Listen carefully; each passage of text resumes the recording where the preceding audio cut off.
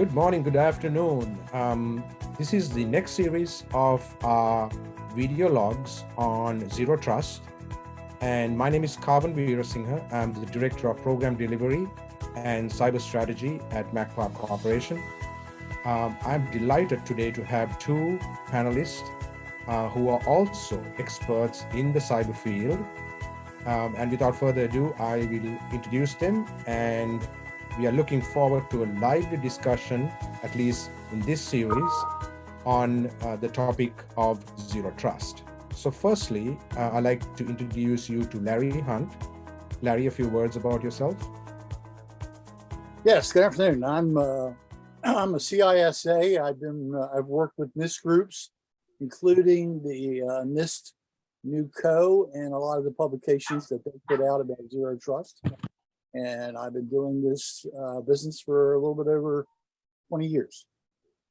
Thank you, Larry. A pleasure to have you. And Mustafa Lufti. Yes, thank you. I'm Mustafa Lutfi, and I've got about 15 years of professional cybersecurity experience, but I've been doing this since I was like 7 years old, so very, very, very long time. And with regard to Zero Trust, I've actually helped the IRS implement a couple of the different pillars and tenets of Zero Trust. So looking forward to talking about that. Thank you. Thank you, Mustafa. Thank you, Larry. So let's get started. We're going to have three questions, and I'd like to start with you, Mustafa, if I may. So to the uninitiated, what is Zero Trust in your opinion? So essentially what Zero Trust is, it's either a model or a philosophy based on the concept of never trust, always verify. So essentially what that means is no user, device, resource, database, service is inherently trusted on the network. In the past, if you had a perimeter around your network, once you got in that perimeter, you essentially had the keys to the castle, and that's where that term comes from. So instead, the identity of every user or device or resource must be positively verified on every time, every connection to the network, and it would only be granted the minimum level of permissions necessary to perform their functions, and also for a limited period of time. Fantastic. Mm-hmm. So basically, verify explicitly and least privilege. Yes. Spot on. Yes. So since you're on a roll, I'll ask you the next question as well. Okay. In your opinion, what are the fundamental pillars of Zero Trust? So essentially, there are 5 pillars according to CISA. And CISA is based, there's Zero Trust architecture is actually kind of more based for commercial or private companies. NIST Zero Trust architecture is based on 7 different tenets. And that's mostly what the government is following. Now, if we're going to talk about the tenets, that's probably a little bit more in depth than the pillars. But the first one would be to your resource definition. So this essentially, any software or hardware that touches your network, you need to have that documented. You need to know where it is and where it's located and all the information and details for that. All right. And then your second tenet is securing all your communications regardless of network location. So you want to make sure that all of your connections are FIPS 140-2 compliant. You want to make sure that they're all your encryption is in place, and that you also know where your connections are coming from, and your perimeter is secure, but also that everything inside your perimeter is also secure. Third tenet is you really want to only grant a per session access to individual resources. It shouldn't be given, authorization and authentication should not be given to more than one user for requested access. And least privilege, it's essentially, you should only have the privileges necessary to perform the functions or your job, right? The next one is granting access dynamically based on your context. So, identity or location or other factors can affect the risk profile of an access request. So say, for instance, if I see someone is trying to log in at 4 a.m. to access a top secret document, that looks weird, right? Why are you up at 4 a.m. if, unless you've got, a newborn or something like that, right? There's no reason for you to be logging in at 4 a.m. to access this. And you also want to constantly evaluate your device and resources. So you always want to make sure that they're patched to the best of their ability. You want to make sure that they're not compromised. You want to do continuous monitoring to ensure that at a point in time everything might have been okay, but that's not always true. There's always you assume breach is something that we speak about. You want to make sure that you want to act as if your network is already breached. And of course, again, monitor all network activity, and you want to do data collection and auditing. So this also goes back to your continuous monitoring. You want to make sure that you have an audit trail in case something does go wrong. And that's essentially those are the 7 tenets of zero Great. trust. So basically, refer to NIST. There's NIST 207 as well. Mhm. And like you said, assume breach, right? Mhm. We know that that's a good place to start. So thank you, Mustafa. So Larry, that kind of leads to the next question. If you're an agency CIO, where would you start on this zero trust journey? Well, and I want to say I agree with Mustafa. The first thing that you should look at and go through is the executive order that was issued, and that would be M-22-09.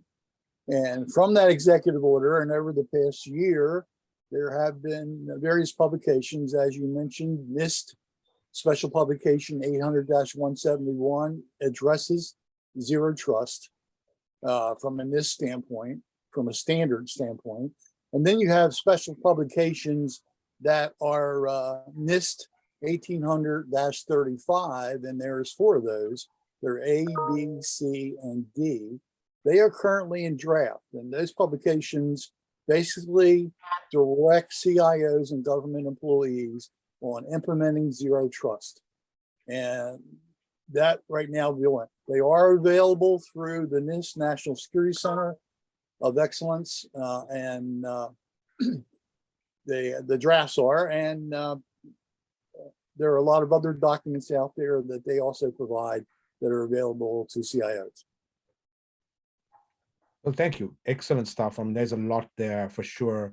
But, again, coming from Larry, somebody of your stature who's been around, that's really good advice. So that's great. And Mustafa and Larry, so that brings me to sort of my last question. Makpar, we have been around, we have the right people, we have the CISSPs, I'm one of them, Mustafa, you're one of them. But above and beyond just having certifications, and this question is for you, Larry, and also to you, Mustafa. Let Larry go first. How can Makpar help an agency in their zero trust journey? You first, Larry. Yeah. Well, out there right now, there are a lot of agencies that have not fully addressed zero trust. There's a number of reasons for that. The documentation that you can get at NIST will explain that. It's part of the guidance documents that the NCCO is publishing. And Makpar, with our background and experience and knowledge of the zero trust tenets, can go into an agency, do discovery, help the agency adjust and make the changes that are necessary. In some agencies, these changes will be dramatic, and other agencies will not. But when you start implementing the tenet of trust no one, that has a tendency to upset the cart in some agencies. And that is a big reason why a lot of agencies have not really stepped forward in implementation.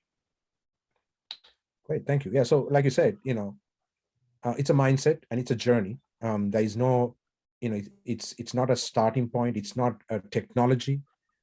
It's a mindset, and it's a framework where you have to start getting away from the perimeter focused security to looking at the holistic view of your network, and your network is all over the place now, right? Even to a cell phone. So that is good information. Thank you, Larry. And Mustafa, would you like to add to that? Sure. Just like add on what you said.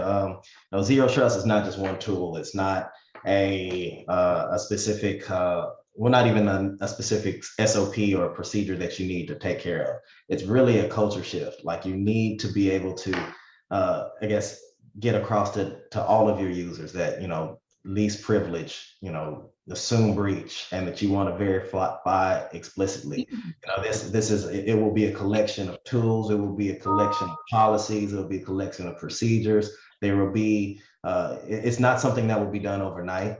And you definitely need some sort of guidance with someone that has experience in this. And like Larry said, this is not a old or it's not a new concept. Zero Trust has been around for a long time. So, Makpar has the experience to assist anyone in their journey towards zero trust. Thank you, Mustafa. So I think that about wraps it up for our questions. Again, to summarize, it's a journey. There are some fundamental pillars, a starting point, start with NIST documentation, and there are several others. And Makpar is ready to help. www.makpar.com. And with that said, this is again one of the series of vlogs that we are producing. So until next time, on behalf of myself, Karvan Veerasinghe, Larry Hunt, and Mustafa on our panel, I thank you all. I'll see you next time. Bye-bye.